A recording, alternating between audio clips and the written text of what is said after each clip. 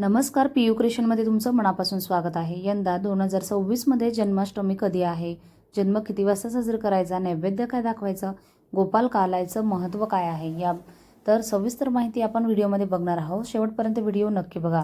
या वर्षी श्रीकृष्ण जन्माष्टमी शुक्रवार 4 सप्टेंबर 2026 रोजी साजरी केली जाणार आहे। कृष्णाचा जन्म भाद्रपद महिन्यातील कृष्ण पक्षातील अष्टमी तिथीला रोहिणी नक्षत्रावर आणि मध्यरात्री झाला। त्यामुळे आपण कृष्णाचा जन्म रात्री करत असतो। म्हणूनच जन्माष्टमीच्या दिवशी रात्री 12 वाजता कृष्ण जन्माचा सोहळा सर्वीकडे साजरा केला जातो। घरच्या घरी आपण कृष्णाची छोटीशी सुंदर सजावट करून पाळणा सजवून त्यामध्ये लड्डू गोपालाची मूर्ती ठेवत असतो। रात्री पूजा करून कृष्णाला पंचामृताने किंवा आपल्या परंपरेनुसार अभिषेक करून त्यानंतर नवीन वस्त्र, मुकुट, मोरपीस, फुलांची माळ, दागिने घालून कृष्णाची सुंदर सजावट केली जाते। आणि मध्यरात्री कृष्ण जन्माच्या वेळी घंटा वाजवून आरती करून आणि नंदन की आनंद भैयव जय कन्हैया लाल की असा जयघोष करत बालकृष्णाचा जन्मोत्सव साजरा केला जातो।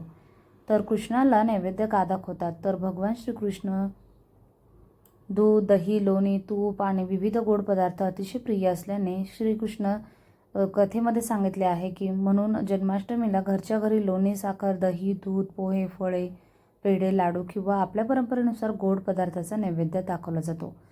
तर नैवेद्य म्हणजे फक्त पदार्थ अर्पण करणे नाही, तर आपण प्रेमाने आणि भक्तीने तयार केलेले अन्न देवाला प्रथम अर्पण करून त्यानंतर प्रसाद म्हणून आपण ग्रहण करायचा असतो।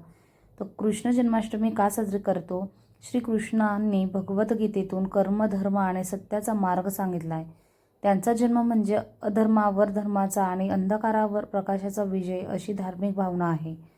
म्हणून जन्माष्टमीच्या दिवशी उपवास, पूजा, भजन, कीर्तन, श्रीकथा आणि कृष्ण जन्माचा उत्सव साजरा केला जातो। तर गोपालकाला का साजरा केला जातो? कृष्णाचा गोकुळातील बालपणाचा काळ हा गोप, गोपी, गायी आणि लोणी, दही यांच्याशी जोडलेला आहे।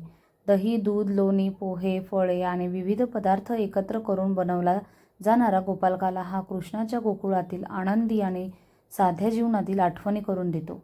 गोपालकाला म्हणजे अनेक पदार्थ एकत्र करून तयार केलेला प्रसाद। घराघरात आणि दहीहंडीच्या निमित्तानेही हा प्रसाद केला जातो। यामध्ये एक सुंदर संदेश आहे। वेगवेगळे पदार्थ एकत्र आले की जसा सुंदर प्रसाद तयार होतो, तसंच आपणही भेदभाव विसरून एकत्र राहिलं पाहिजे असं आपण म्हटलं आहे। तसंच आपणही भेदभाव विसरून एकत्र राहिलं पाहिजे। श्रीकृष्ण जन्माष्टमी हा केवळ कृष्णाचा जन्मदिवस नाही, तर प्रेम, भक्ती, आनंद आणि धर्माचा संदेश देणारा पवित्र सण आहे। या वर्षी 4 सप्टेंबर 2026 रोजी जन्माष्टमी आणि 5 सप्टेंबरला दहीहंडी गोपालकाला साजरा केला जाईल।